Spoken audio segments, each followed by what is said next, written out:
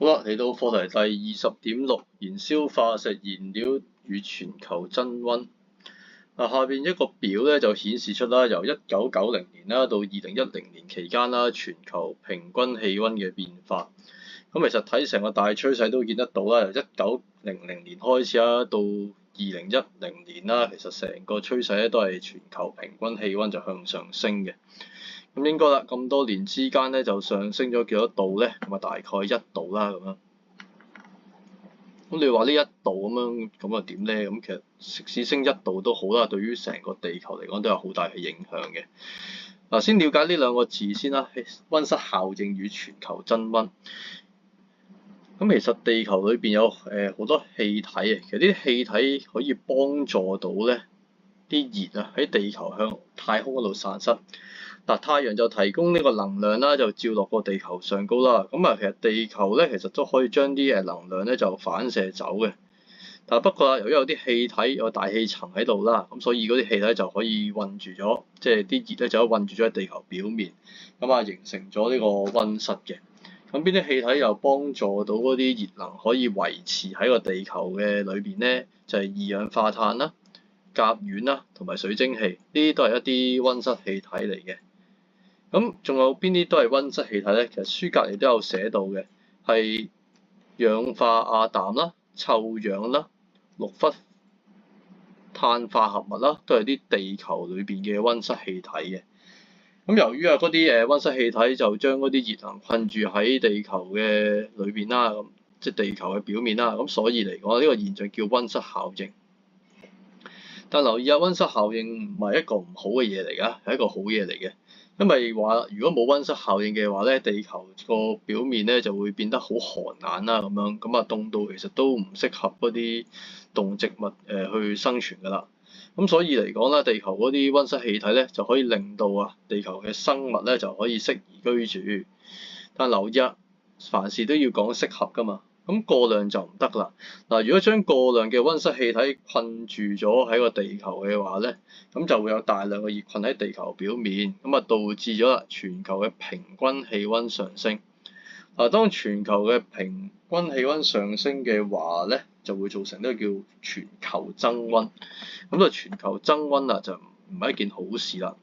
咁喺過去呢個110年裏邊啦，人類就不斷使用呢個化石燃料去燃燒。咁其實燃燒出嚟嘅化石燃料出嚟係有啲乜嘢？記唔記得？係有呢個二氧化碳㗎嘛？咁當然都有水氣啦咁樣。咁二氧化碳就會喺個空氣裏邊啦，即係大氣裏邊嗰度個量不斷咁樣上升啦。咁上升得越多嘅時候發生咩事咧？由於二氧化碳係其中一種溫室氣體，咁所以嚟講啦，就令到啦嗰個地球表面嘅熱咧就係儲得多咗。咁導致咗個全球平均氣溫持續上升，咁導致咗全球增溫啦。啱啱講過啦，溫室氣體或者溫室效應係需要嘅，但過量嘅時候咧就會令到全球增溫啦。咁全球增溫有啲乜嘢問題產生咧？咁第一個就係呢個極地冰冠融化。咁有啲咩問題咧？咁當啲冰化成水嘅時候，就令到低窪地方發生水災啦。亦都破壞咗野生動物嘅生境。咁然之後氣候變化啦，咁樣有啲地方就沙漠化啦、極端天氣嘅問題啦，令到農產物嘅產量下降啦，咁即係引起呢個糧食問題啦。咁所以嚟講咧，呢個全球增溫咧個速度如果失衡嘅話咧就唔好嘅。咁我哋唯有點做咧？就減慢翻呢個全球增溫。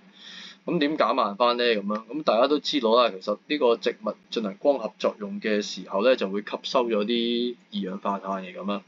但不過人類嘅活動咧，譬如要開墾土地嘅時候咧，就粉合，即係濫，記住係濫啊，過度粉合一啲森林嘅。咁所以嚟講啦，我哋就要停止濫伐林木，同埋要種植更多嘅樹木，呢啲都可以減慢個全球增溫。另外啦，使用替代能源啦，啱啱都講過啦，個問題在於嗰個化石燃料燃燒嘅時候產生二氧化碳啊嘛。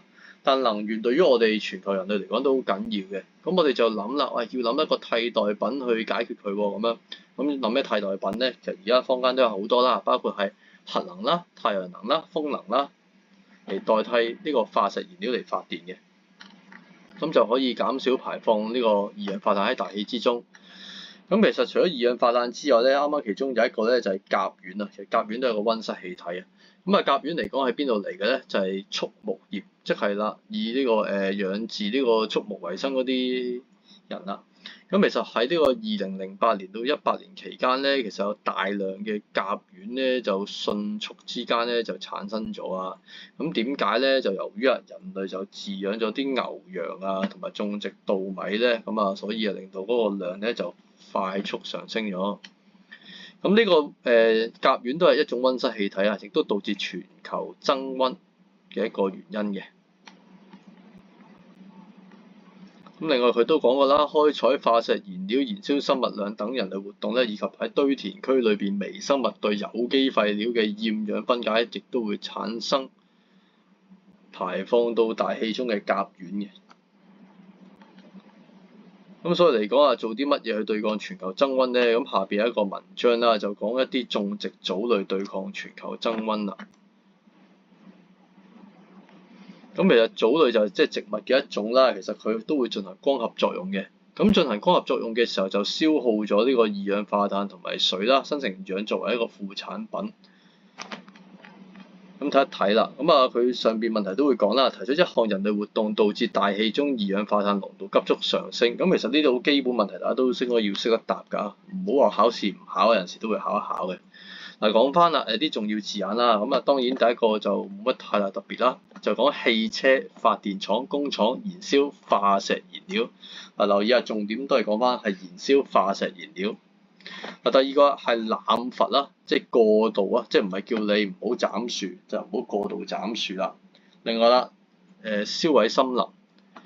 咁第二個問題問啲乜咧？等我睇一睇啦。第二個問題就問啦，全球增溫對環境嘅一項負面影響。嗱，都講翻成件事啦，咁樣就個全球增溫嘅負面影響。咁溫度上升啊，令到極地冰冠融化啦，低洼地區發生水災，咁啊最終又破壞咗野生動物嘅棲息地。咁另外啦，世界各地嘅氣候變化啦，導致咗有啲地方沙漠化同極端天氣，咁啊寫翻呢啲重要字眼要有啦，大家都。咁跟住落嚟啦，到最後呢個啦，就提出一兩個減少二氧化碳排放到大氣的方法啊，重點講二氧化碳啦。咁啊，停止濫伐林木並種植更多樹木。第二個就使用替代能源，其實都可以詳述多少少嘅，就例如呢個太陽能啊、核能咁。好，2.6完畢。